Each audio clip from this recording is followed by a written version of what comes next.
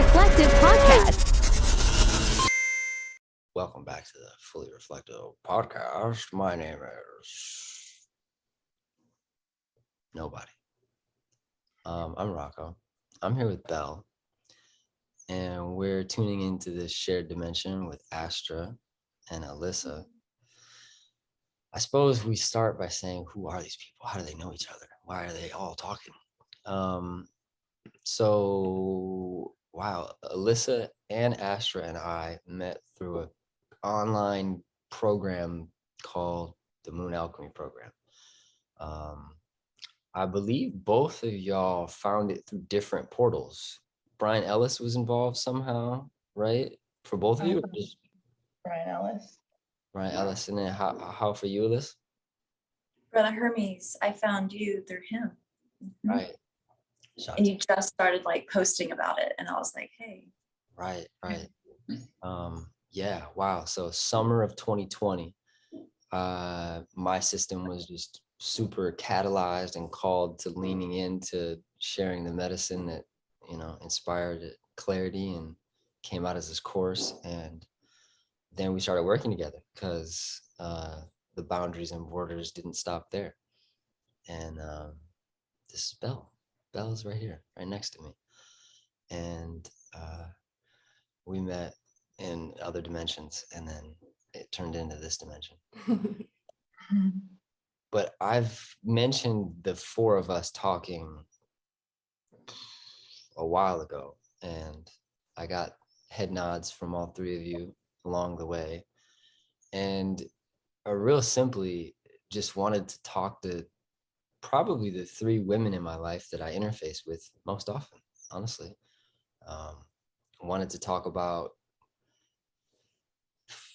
the kind of collage of topics that all get compressed into, priestesshood, the divine feminine, what it's like to interface with men that are quote unquote awakening and quote unquote not freaking awakened. And then recently this catalyst, reason, excuse, inspiration to lean into this conversation happened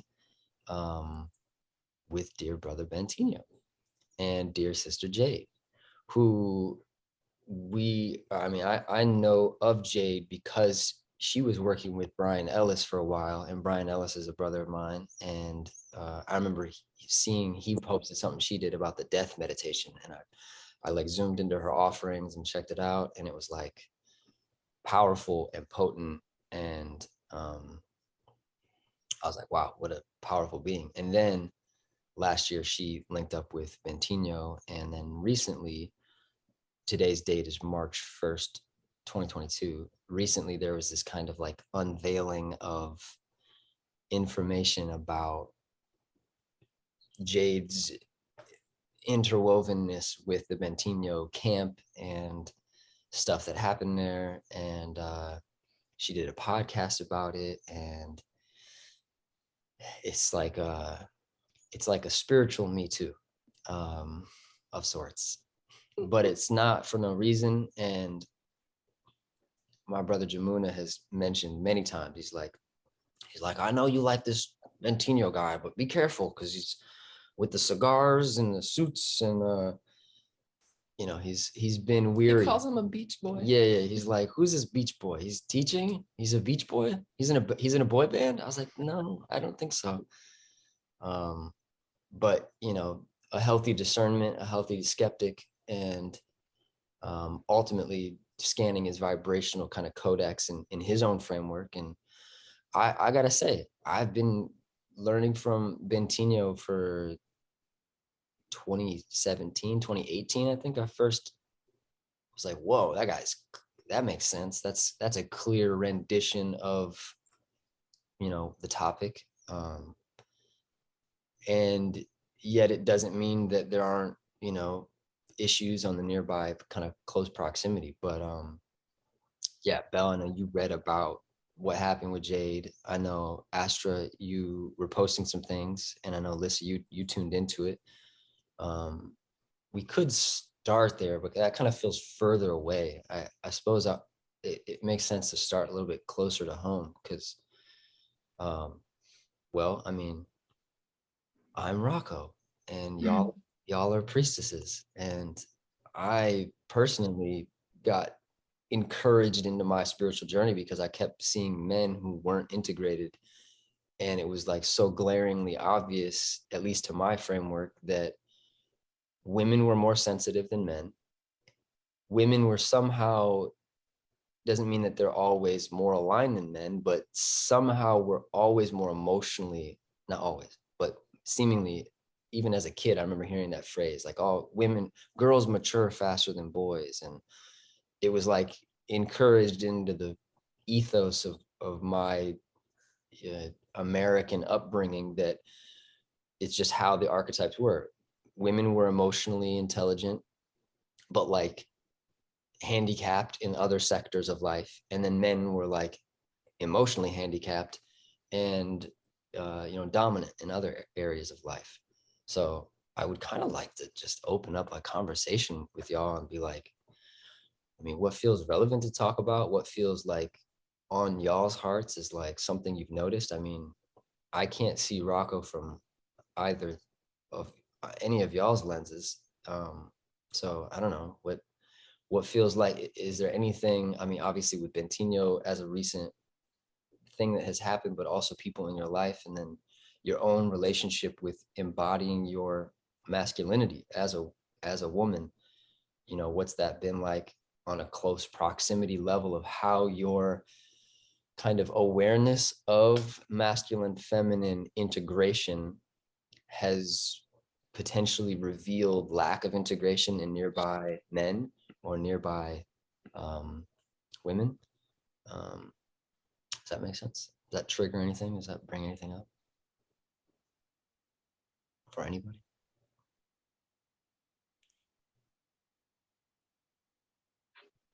I mean, when we first started talking about this conversation, what stood out to me as a zoom in point was when you mentioned the beta alpha dynamic.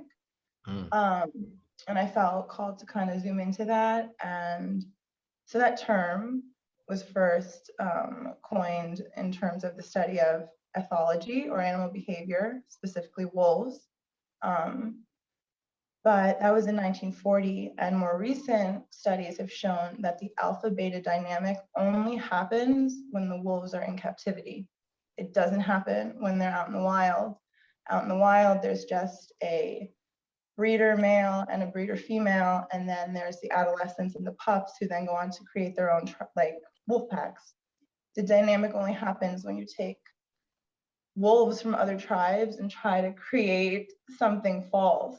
And then that's when you have this aggressive, dominant behavior. And then I was thinking about that lone wolf archetype, like it's, oh, he's a lone wolf. But in reality, the lone wolf wouldn't survive because you need a pack in order to survive.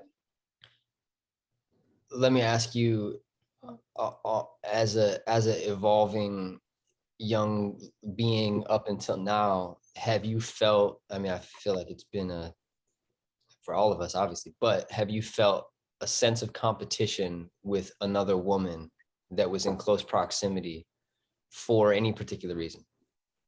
I don't think I felt competition so much as lack of, yeah,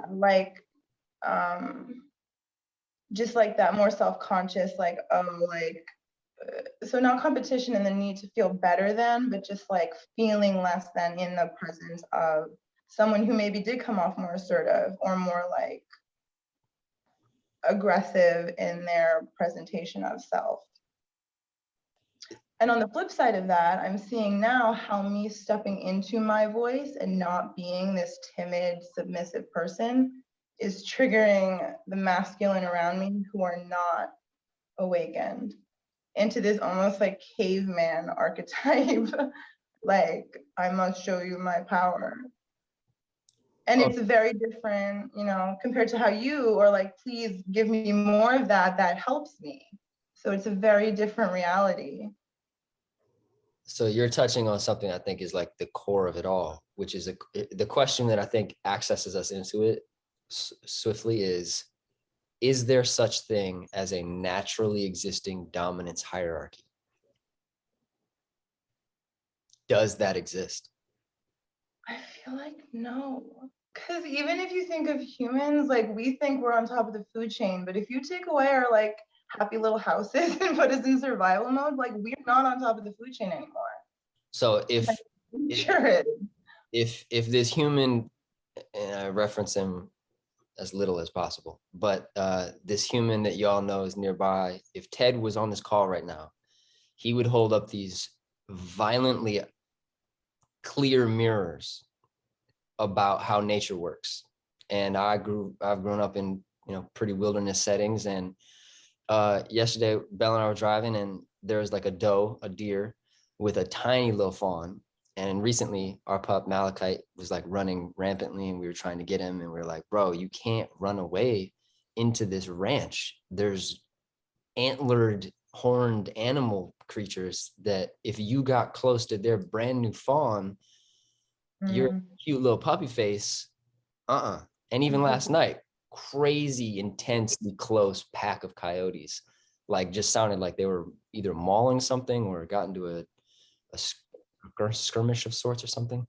But, if Malachite ran up on those coyotes, a hierarchy would assert itself pretty quickly.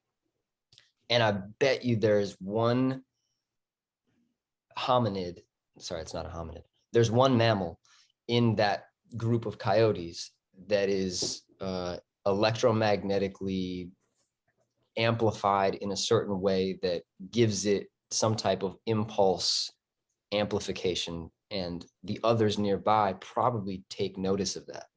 So I do feel like it's like a natural way that the universe does organize itself, is that, and it's something that we talk about often as the trampoline, idea, where it's like, if you put a bowling ball on a trampoline and there were marbles around the edge of the trampoline, there's a hierarchy, based on gravity. If I went into a sumo wrestling match, I am not the alpha. Now, if I were to go, onto a cross country run, or I challenge the sumo wrestler to a 800-meter, jog, I would probably become the alpha. So I think it's extremely relative. I will say that. And I also feel like, because,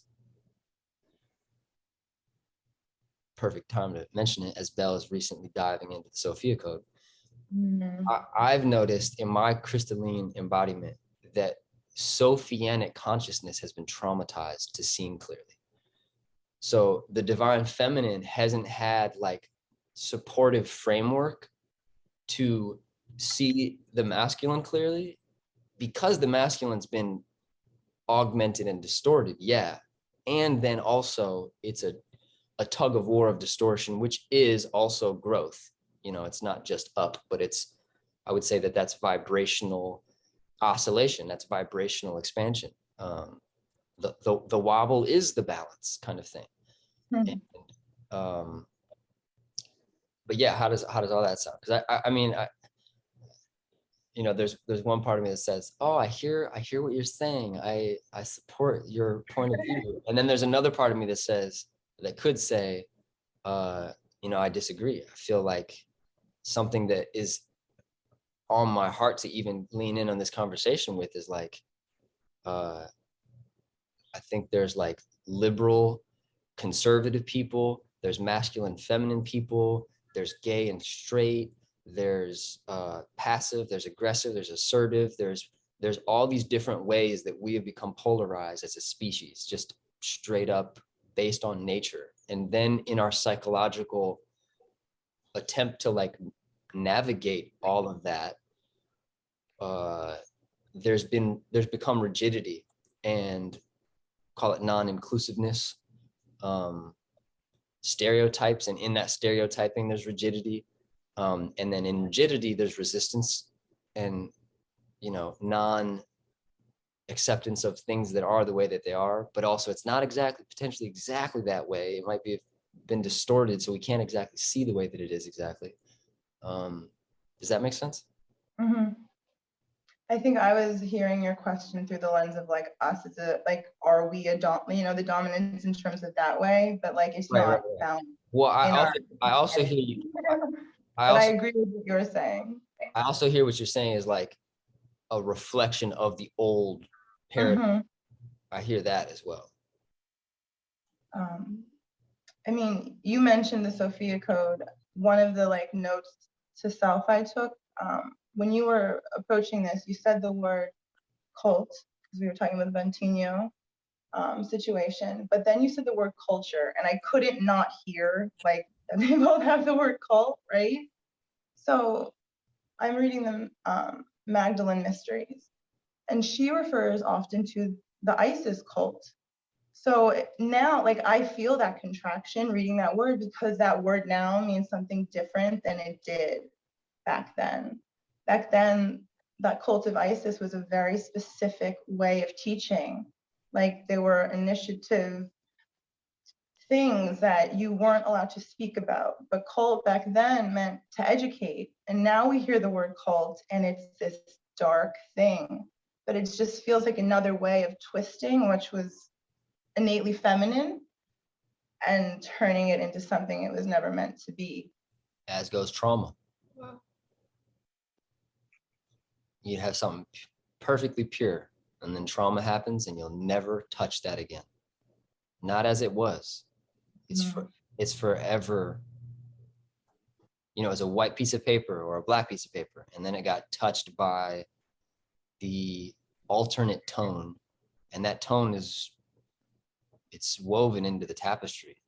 And I also feel like there's etymological trauma in the English language. Like, just because the word cult now has all these woo-woo things around it, it doesn't mean that we can't still see with clarity and love and exactness what was the, you know, the priestesshood initiation pathway of Isis back in circa da da da da. But also etymologically, like, I think the word culture is like that, because like that's the quantum reality of what it is. Like, hip hop is a cult, rock and roll is a cult, Bell and Rocco's relationship is a cult, and Malachite is our devotee, or whatever, or maybe it's a Malachite cult and we're his devotees. Probably that way, actually. Well, he trains and educates you, so he's probably the cult, and you're just following. Definitely. Which cult totally unpacks as cult you are. And culture, you know, as the science class experiment goes, it's like we want to grow this bacteria in a contained environment as a method of observing it clearly. Because if it wasn't in a contained environment, couldn't really get a sense of the controlled, the whatever the language is of like science experiments. Like, there's the controlled things, and then there's the variables that we don't know, kind of thing. So I feel a baton passing itself to me, and I'd love to pass this to each of you individually, because I've seen men unaware of how they affect a room.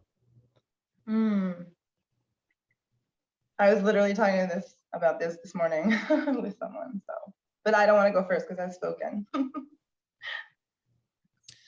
I have a simple noticing. I find myself, like, when I'm around awakened men, a Miriam's coming up, you and a Miriam's coming up. Instantly around some men, I feel like seen right away. So I feel safer. And then around maybe a man who's less awakened or just louder or just like, you know, seems like less likely to notice subtle energy shifts. I feel like more closed off, just like, okay, let me stay to myself. And it's a very quick moment when that happens. But then I think about like strong men, I feel protected. More soft men, I feel like almost equal to or something. So it's very interesting to look at these noticings. That's what comes up for me. Powerful. distinguishing of like strong, I think weak and sensitive in this day and age is like somehow become woven, but how it immediately impacts like a contraction or inspires a contraction or gives permission to feel safe to open up. I see a download about like how the vagus nerve literally is the subconscious mind that's contracting the body based on like an electromagnetic awareness of other body minds in the environment nearby. That's like, you can sense how conscious someone is in their behavior. And if someone's got a lot of muscle or a lot of testosterone and they're really kind and soft and sweet and gentle, it's like a really pleasant harmony. And I'd say that that's a manifestation of the divine hermaphrodite. It's like the divine androgynous combination of masculine and feminine is present. This super big, tall, strong dude is super kind and sweet and gentle. Wow, those paradoxes, that is a paradox. Those polarities neutralize themselves, and now there's 0 point. If it's just this unconscious, he's eating barbecue ribs and burping, and he's 6'7", and he knocks over a thing, and he's like taking up a lot of space. I think nearby sensitive people would get contracted because it's like there's an awareness that that's dangerous. That's a dangerous person, and not just a physical situation like that, but also I think that asserts itself in personalities. Liz, anything for you? I mean, what Belle was pointing at is pretty spot on with it. Well, I think with just both and just the way this conversation has gone, what has been most clear to me throughout reflecting on all of this is definitely how you show up and help transmute all of those traumas and distortions that are held either through, I know, just me and Astra's personal past, everything we've experienced with the masculine. And it's, I've mentioned before to you personally of like how shocking it is to interface with you because of the stark contrast it is. Same with Brother Hermes. Like any masculine that I see that is aware, it's so refreshing, it's so nourishing, it turns you on. It is just, whether they appear softer and more feminine in their appearance or not, there is a strength that's present within all of that. And yeah, it's really amazing to see. And I think it's so incredibly important too that our role as women to stop feeding those distortions of what a weak man is or what a strong man is. I still hear, well, boys are stupid. And I'm like, oh, well, if you're saying that, like, don't place that on my son because he's not stupid. He humbles me all of the time. So just, all of us, like you said, that oscillation and that spiraling upwards. Being aware of how each of us, whether we're male or female, if each of us reach that 0 point stillness and spacious awareness,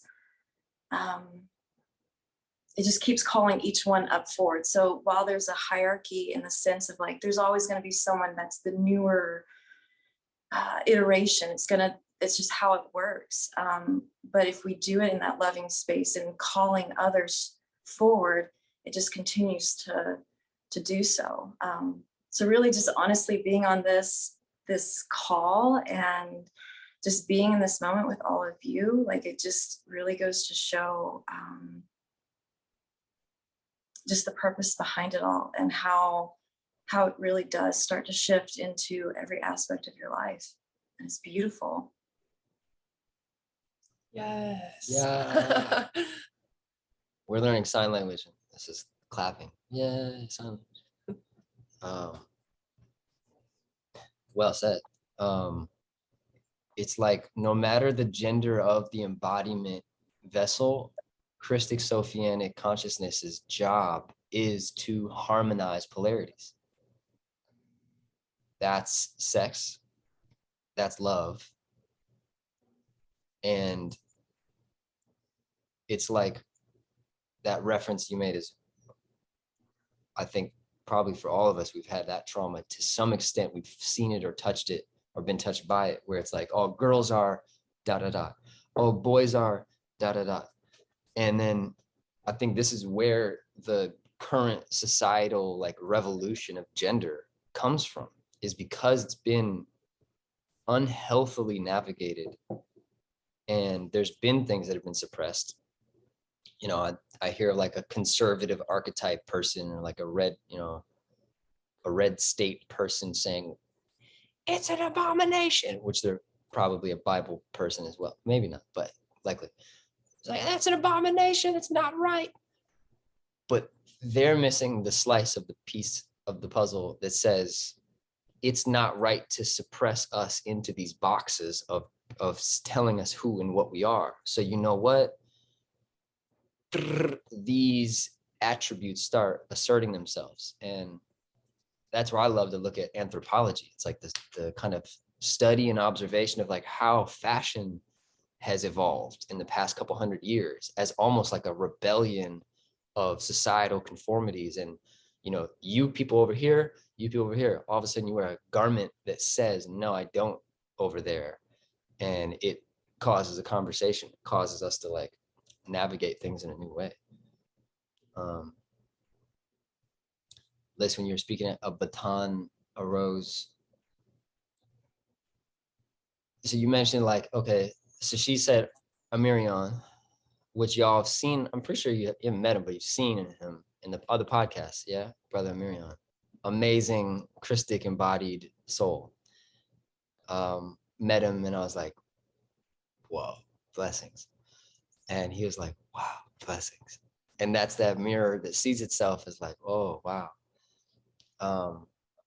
Hermes, same vibe.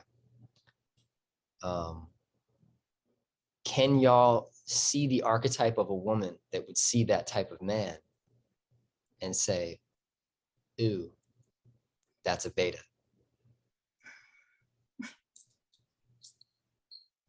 What is that? I think it's an unresolved aspect within themselves of whatever that represents to them, either a distortion of the masculine or the feminine. Daddy issues? Probably. Don't we all? Yes. And that's why alchemy. But some have more than others alchemized that. I mean, what a term, daddy issues. I think of like the term sky daddy and like this hyper westernization of earth as terming God as a male figure. He, father, son, da da da da. I read the Magdalene manuscript and it changed everything, because I had this deep connection with Yeshua and never really touched base with Mary, either of them.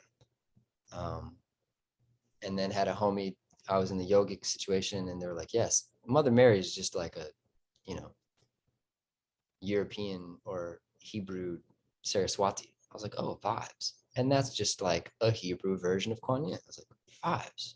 Which is a Hebrew Isis. I was like, vibes. But not everybody has this kind of like archetypical references. So they're coming from the Saturn world, and the Saturn world matrix system has only had certain types of women, certain types of men, and that's all that they can base it off of. So it's like ones like this come about, I sense, to bring new understanding. So, you know, Liz, your son is going to grow up in an energetic environment where he's not being pushed to a polarity, which gives him freedom. You know, you've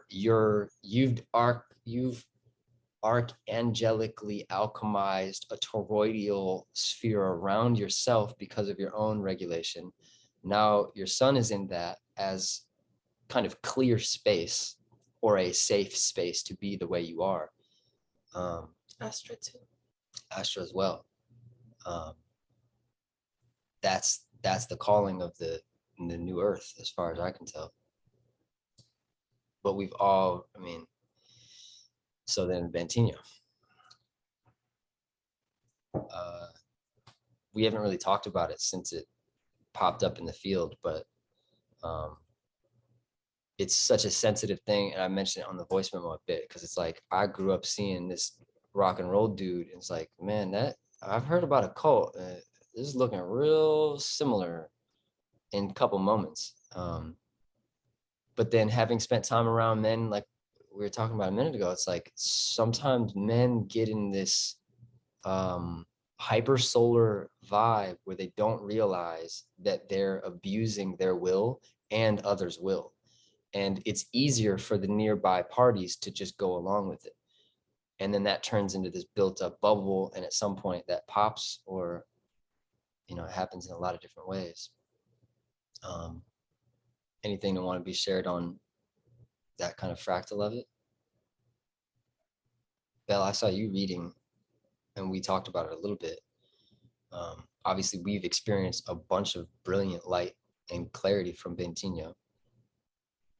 We were even talking, we're like, you know, does this mean that just because Jade came forward and said what she said, that, and then these other people said, you know, it's like, is Bentinho super out of pocket? Did he do these things verbatim? If so, okay, that's a little sketchy. This, I don't know. Okay, maybe he's like being a rebellious type of mirror for that person's undealt with consciousness or unintegrated consciousness, and now he's just holding up he's being something that's difficult to integrate as a teacher.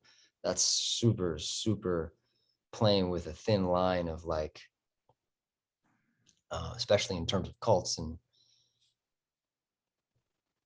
that's a baton of some sort. It's not really a question, but Yeah, I think sacredness keeps coming up in all of this, of walking and being in that sacredness. I didn't go very in depth with all the details. It was very close to my own personal experiences. And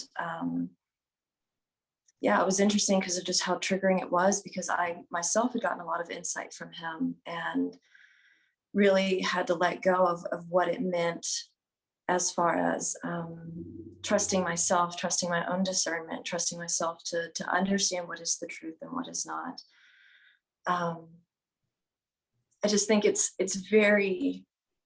definitely a very fine line that you walk. And I don't know, maybe you don't know until you've experienced the person or not. But like with you, there's never a pushing. You might call us forward in a very, well, it's the masculine. It's a very like, you know, it's just calling us up. There's an asking in this path to be naked, but yet we're fully clothed. And I think sometimes when those lines get blurred, it's just a really, really tricky place. And I think to remain sovereign in all of it, never giving yourself so much to something or someone other than, you know, source point and things like that. You know, watching for codependency things and things that lead to like whatever was experienced, things led to that. And there were signs leading up to that. And again, healing and just the experiencing of it, sometimes that is needed. But I think just being discerning always with how something feels, where you're coming from. And I think that's why it's so important to continue going inward. So you're constantly reorienting yourself with what is me, who am I, and you know, who am I before this even happens. So it's really tricky. And it was upsetting. All of it is very upsetting because you kind of step back for a second and you lose faith and like, whoa, you know. But also contrast for you and other men too. You know, if truth, like again, whatever the story is, I don't know, but if he's being kind of viewed in that way, it's a calling forth for other men to not ever be in that position to, create something like that. Definitely. Yeah, if any dude is asking a woman to take her clothes off in front of other people as some form of like prove that you don't have an ego, that's one of the wildest mind trick, distortion, weird, I wouldn't call it teaching in any helpful way, moments that I can think of.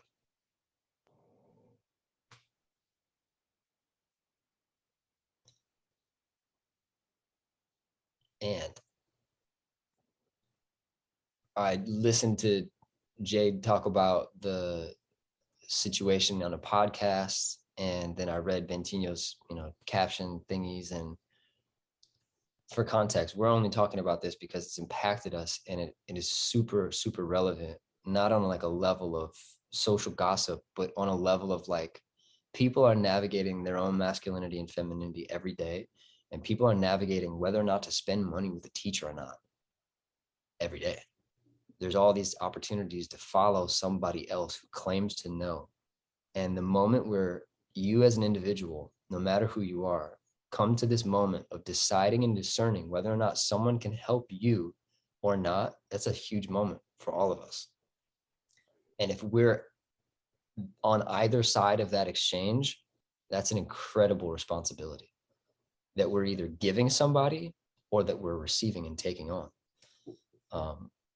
Bentino is like, if I need to play this something in order to help someone clear their distortions and victimization. And I read his cat. I'm like, man, I feel him. I was like, man, what if dude is so devoted that he just doesn't give a fuck about lining up with any archetype that's, well, not any archetype. I sense a certain level of like genuine goodness in the dude. I don't think I could have come to his meditation program, and I don't think I'm relatively discerning. Belle's relatively discerning. Probably most of the people that have been close to this guy are pretty discerning. And in that, is there a level of like some brainwash vibes when you're around a super confident, handsome man who's not bullshitting you about understanding the way the mind works, and like having some level of understanding about how to access peace and serenity through genuine self-realization of what is spiritually actually real. Man, it's not a black and white. There are definite black and white moments, but it's so much relativity.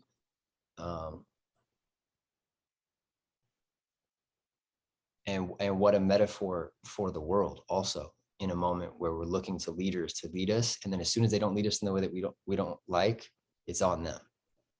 It's like, oh, that's convenient all of a sudden.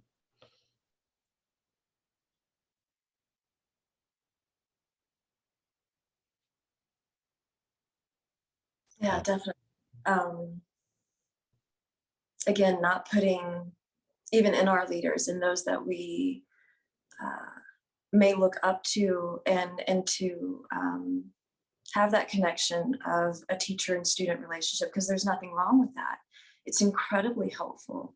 And at a certain point, it's almost necessary in order to accelerate on your path to growth, because you need, another set of eyes and someone who's been there before. And just even our teachers, though, like, they're human too. And I don't understand it. I don't, again, understand what led to that or what is, but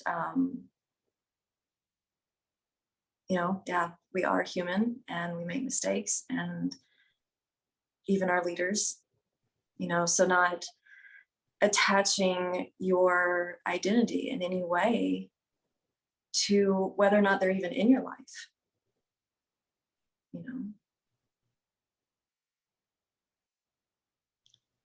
I'm seeing this kind of fractal of it, of like that which is us, that is innately called, replace called with magnetized, called or magnetized to going with, or going with the flow, or abiding by or connecting to, any way that you could describe it, as like it's the feminine. There's only so many aspects of what's happening here. And then there's the aspect that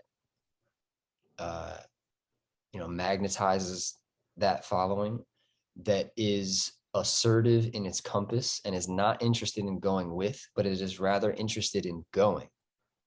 It is the interested faculty in the allowing and acknowledging of its internal compass to bring it forward in time to any particular destination or direction. So there's the part that goes with, and then there's the part that goes.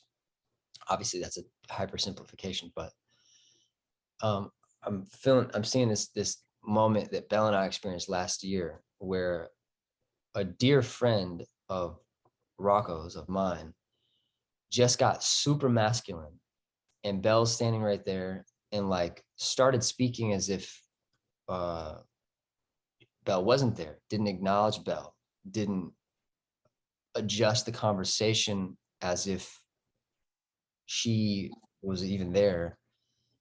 Rocco mentioned it or pointed to it, alluded to it, and then it was just like something wasn't energetically right. And I've seen this in more than one situation where I can just see the feminine kind of silently suffering because someone's too loud for any adjustment to happen. And this isn't a teacher. This is like social. This is like a social scenario that's probably a super prominent experience. My question is, as I dealt with it the way that I dealt with it, which was, if I could go back, would I change how I behaved? Potentially. But as embodiments of the feminine in vessel form, what has become a learning in how you navigate that? Any of y'all's perspective of that? Well, let me share my perspective on the situation. They were just talking, going back and forth. I had Malachite, so we were at a park. I was content for the first bit. And I enjoy being the observer. I enjoy just kind of being, this term has been coming up, the butterfly in the back. Like, I enjoy being present with people, but I'm not super, engaging. I enjoy being in the role of the observer, but when I'm not like acknowledged or looked at, or I'm just a part of it, but not being engaged at all. It starts to just feel really overwhelming, and it just makes me want to retreat into my own space, because it's like, why am I even here? But yeah, I think you met a hyper solar with just super even more solar, so you were just like going back and forth, because what he was saying was kind of insane. But so I just walked away without saying anything. I just walked away, went into my car, felt better, but it was very interesting. And it magnetized out of me that combative, like masculinity.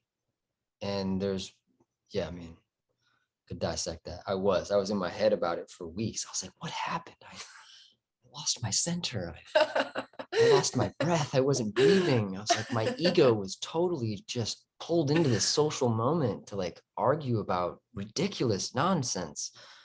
Wow, this person's a teacher for me. Wow, I have to acknowledge. Yeah. And those conversations, those moments as like kids that you mentioned, is like boys are stupid. Those type of folklore ethos that are imprinted onto us. I think that turns into like 20 years later, somebody acting as autopilot of an identity that I don't know. I'm interested in learning more about like how much of these, because people talk about like, is free will real? And I think the more, my statement to that is the more conscious you become, the more real it becomes.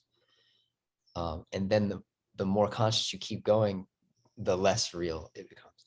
It's funny. But in terms of like behaving in unity consciousness, I think that's the topic at hand. It's like how consensual, that's the word.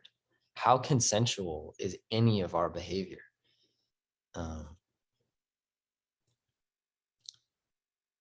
That seems to be the, oh, I have an impulse that from, I mean, let me know if otherwise, if y'all feel otherwise, but that is the masculine. That's the solar sunshine, which isn't about gender. It's more like electromagnetism. The magnetism is the pull, the electro is the shine.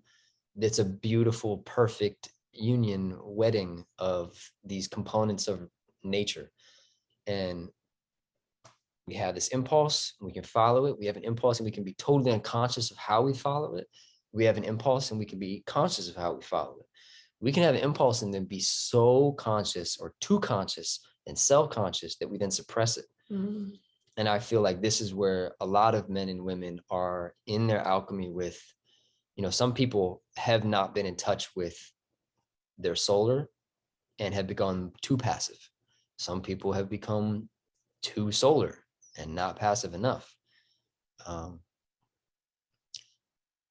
As mama bears, both Alyssa and you, asked her, like, what's that like of noticing like how nearby men or even your own coordination of self affects how you see your young one, which you both have boys, both young lads growing in the world. How has that been? Specifically, the baton is, as a mama bear, noticing how other men and the world affect how your son is learning about the world and himself, but also how you've integrated your masculine, feminine, how you see that showing up and maybe potentially positive and maybe potentially negative moments of like augmenting your son's kind of natural compass system.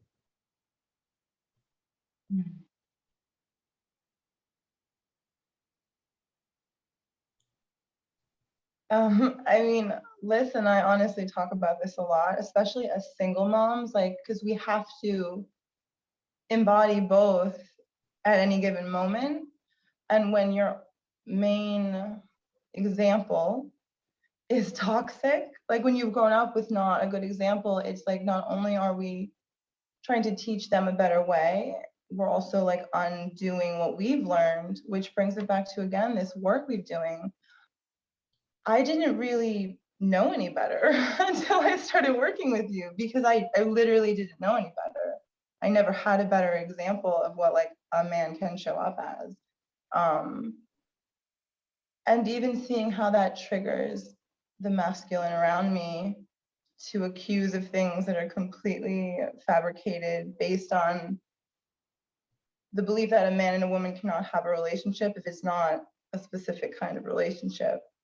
And seeing too how gentle my son can be when it's just us versus how he feels he has to show up when he's around examples of other men. And this like, oh, and I'm like, what are you doing? Like, you are not, like, you don't have to be anyone but you. But it's like they don't know either because they've never seen better.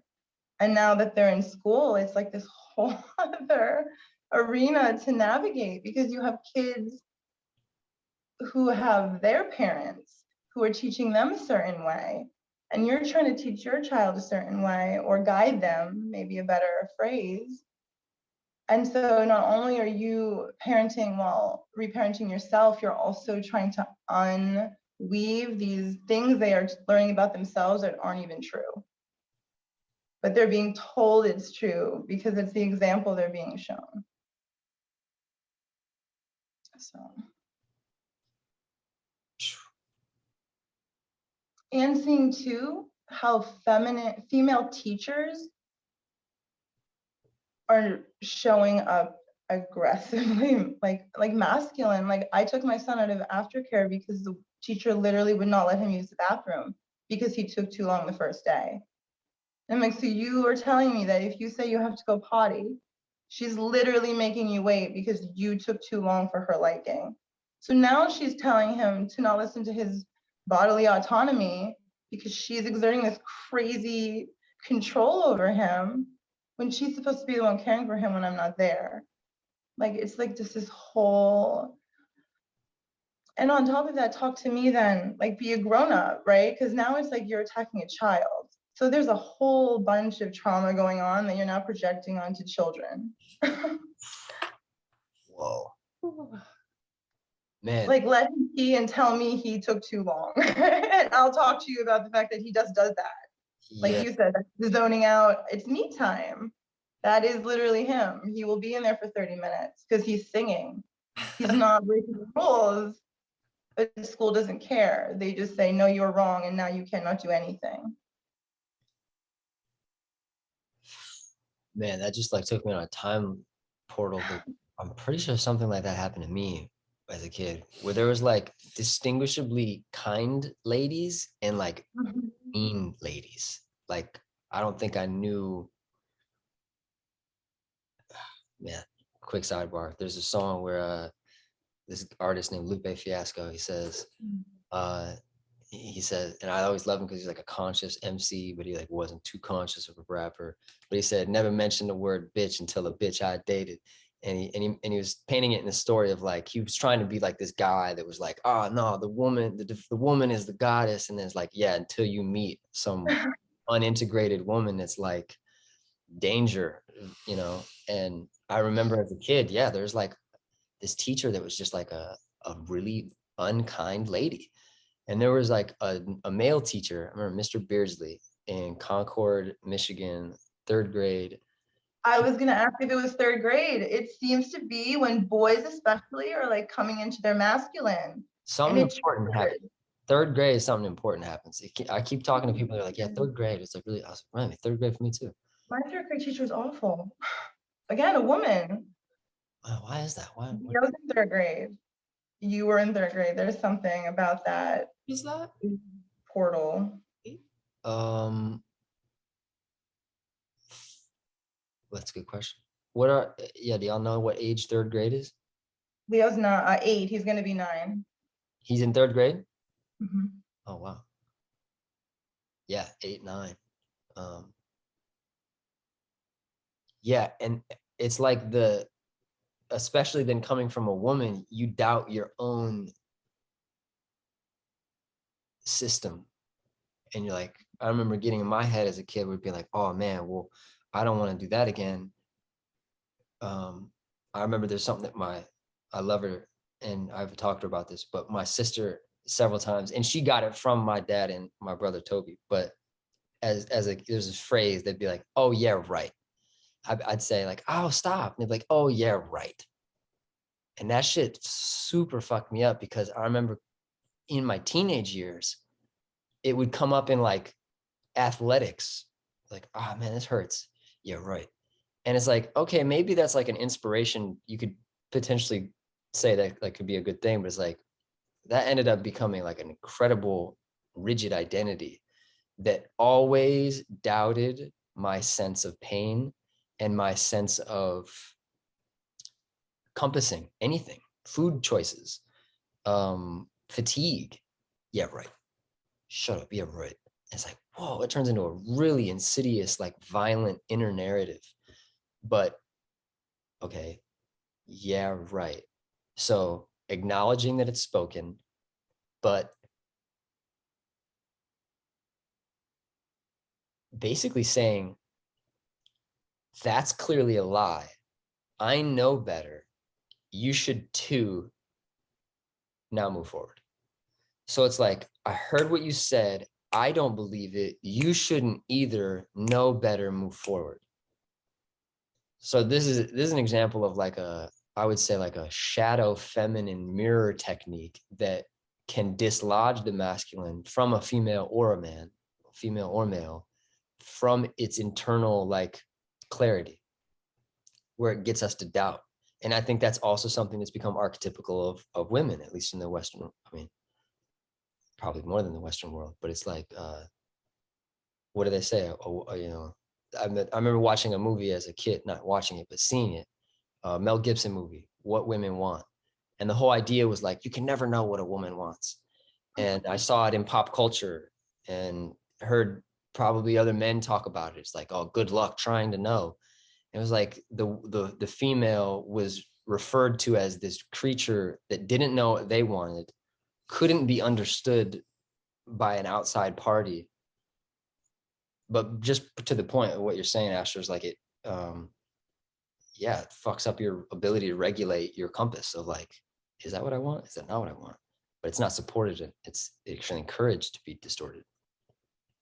Well, it's interesting too, like you said, not knowing, which like now I'm like, oh, that's why Bill's like how he is. But like for real, like you sent that voice message, like the direct, super like, this is what I want. Are you on board? And like now, when I asked, like I asked Bill a question like 2 days after that, and he literally couldn't give me an answer. But he approached the subject. He was like, I want food. And I was like, do you want me to order food? Do I have to like drive to the store and physically get food? Well, I don't know. Okay, but I need you to tell me because I don't know what you want. He's like, well, what do you want? I was like, I don't want anything. You said you want food. Like, what do you want? He's like, well, I don't know. What do you want? I was like, I want you to give me an answer. But it's like after seeing what direct knowing looks like, I like literally have no tolerance for the other. And on the flip side of that, when I, full transparency, when I first started listening to your message, before I got to like the actual crux of your message, my trauma response was, oh my God, I'm in trouble, which is illogical. I know that, but you were The message about this as a podcast episode? No, sorry. When you said like, hey, like I need a primary mirror. About like work and with, like, I leaning need in. a yes or yeah. So, but you started with I need a yes or no. So my trauma response was, oh shit, like I'm in trouble. Like a yes or no about what? Wow. Even though I knew that was completely illogical. But it's like I'm so used to firm as actually being aggressive that I didn't know there was a difference because the line is so thin. So thin. Whereas I thought Bill was like strong and direct, when in reality he's just aggressive, having a tantrum, has no idea what he wants. So there is this very fine line. Wow. Super fine line. This came up recently for us, where, and even what you're pointing at reflects something back to me, where it's like the inner child of the masculine sometimes only wants to be masculine enough to then receive the feminine. It's like the masculinity is not clear beyond a certain point. It's like only clear to trigger the mama to come love, to, you know, help with what? I don't know.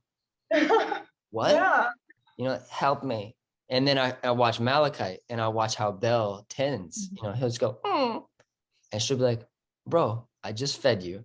I just snuggled you. What? And he's looking for something that he doesn't even know what he's looking for. I can relate.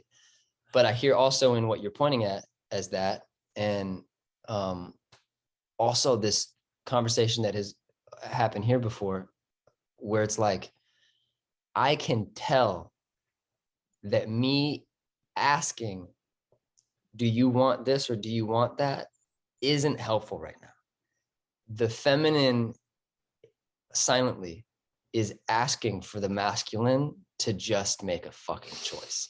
Mm-hmm. And coming from someone that is so solar as my father, Theodore, my trauma growing up was super skepticism about anything in me that would say, I know best.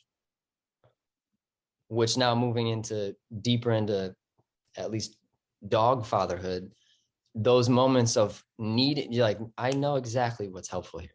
And not doubting it for half a split a second is so integral to healthy embodied integrity and allowing that masculinity to be in a healthy level of like, you know, I think that's where confidence comes from. Confidence is like, impulse, no doubt. Yeah, this. And not like an exaggeration, and also not a, I think that's where the false humble thing comes from. Well, you know, it thinks, you know, it's like a veil of attitudinal suppression that's like a security blanket for judgment just in case.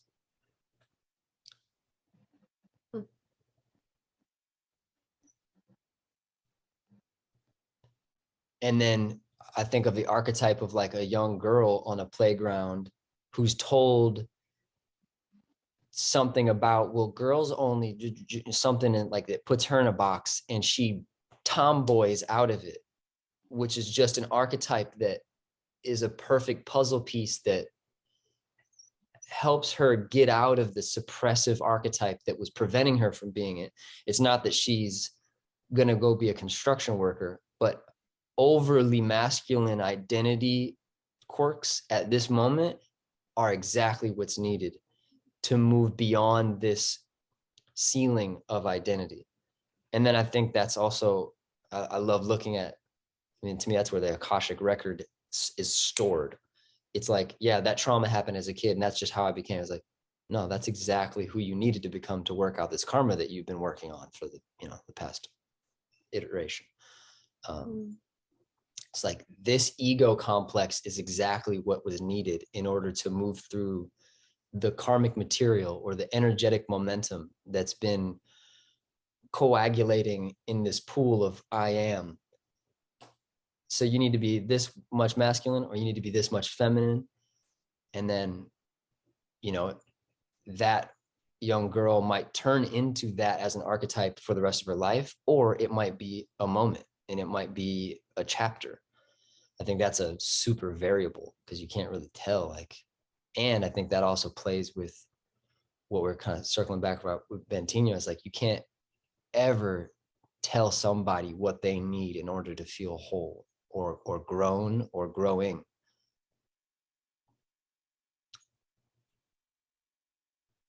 But this is all a conversation about how tricky it can be in discovering it for ourselves.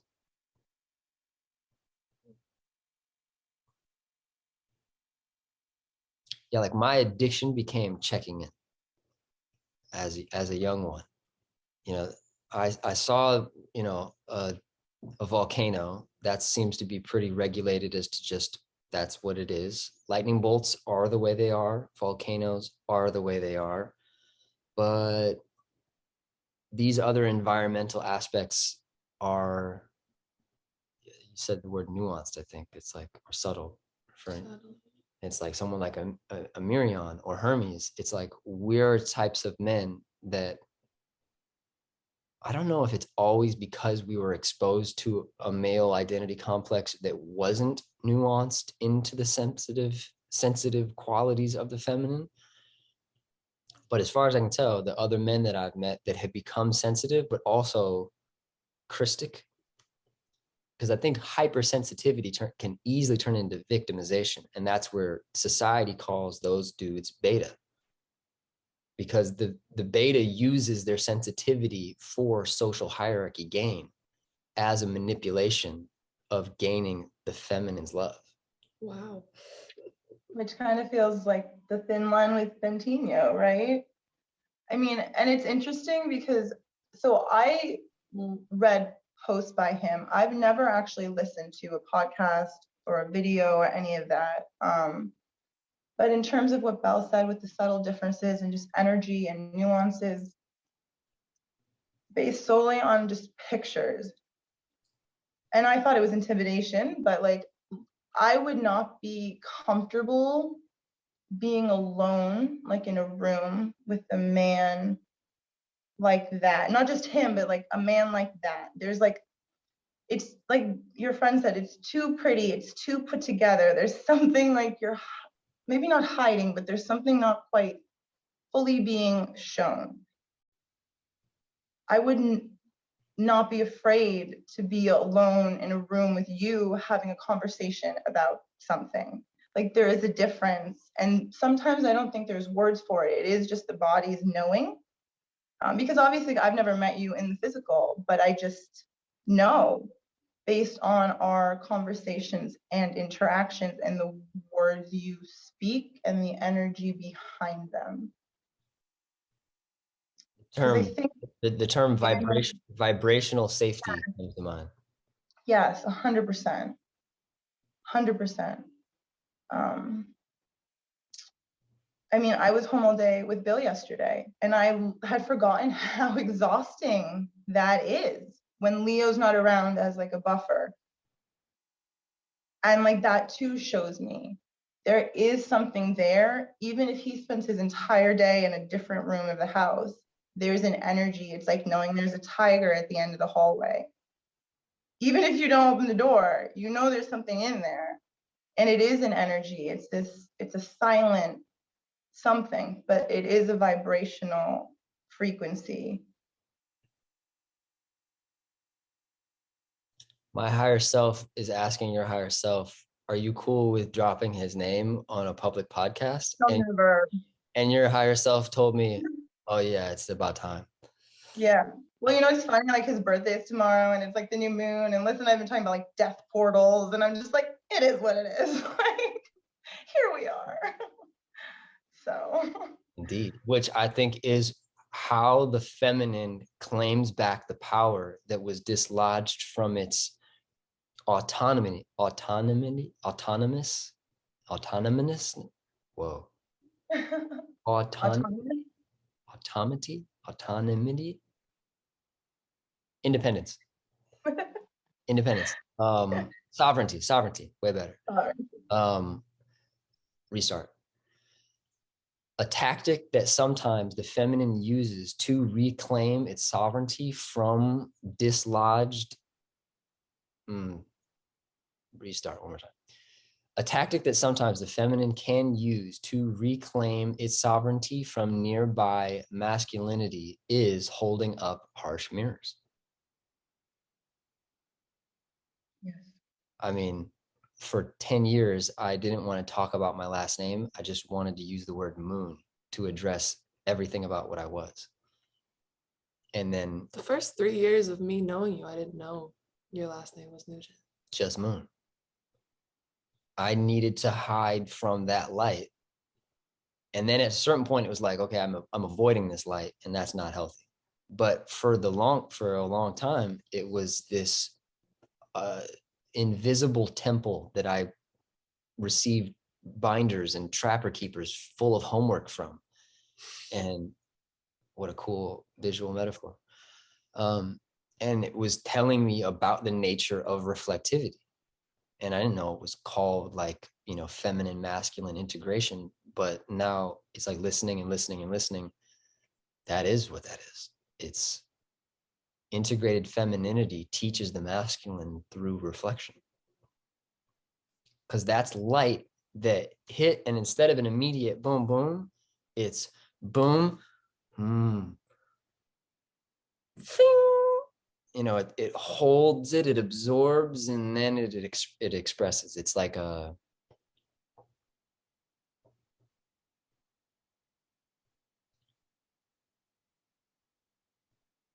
you know, what is the experience of emotions brewing and then the release? It's like energy came into the bubble is expanding. What, forever? No, it's at some point it's going to be a pop or some type of expression or release of the pressure. To me, that's Sophianic consciousness teaching through interpersonal relations as emotional release.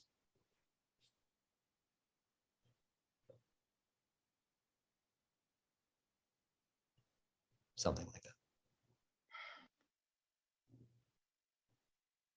So we're almost closing towards 90 minutes.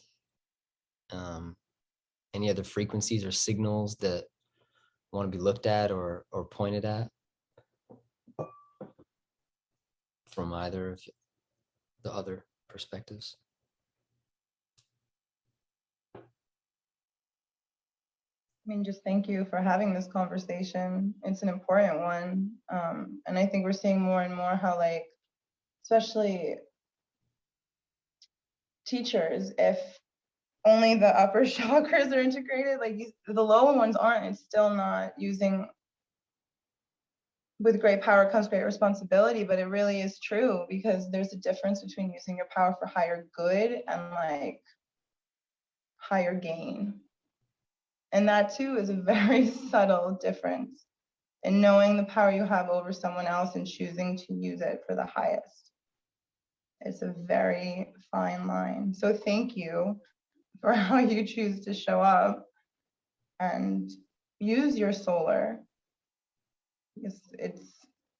I would not have grown how I've grown, regardless of Moon Alchemy, but just even the one on all of it, it's accelerated so much. So thank you.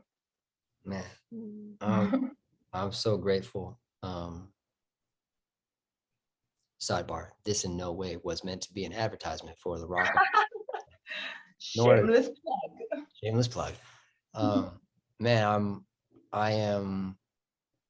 I was broken into servitude, and I was broken into an adherence and a need to adhere to harmony. Like the homie Tree said, I'm addicted to harmony. And as soon as it's not there, I'm like, whoa, could I take accountability for something? Okay, I think are we solid? Are we solid? Are we solid? Checking the angles.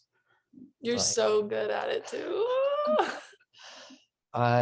if I could receive any reflection of like good job, I'm very grateful to receive that one. So I'm glad. And thanks for, always letting me know the blind spots, and thanks for meeting me at the shore where we meet.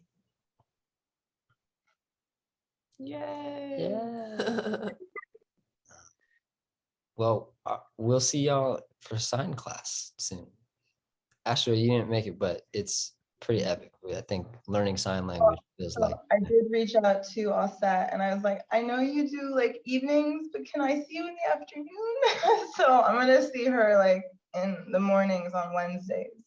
oh wow, you're gonna do like a solo sign class. Yeah, because I know right now with like the way things are for my evenings, I won't be able to attend, but I'm holding you on my heart every evening when you're there. So And we'll still be able to talk in all the ways when we bridge this distance. yes, exactly. Beautiful. Cool. Well, thanks for joining, and much more soon, I'm sure. Cool. Blessings, bliss. Thanks for tuning in. Much more soon.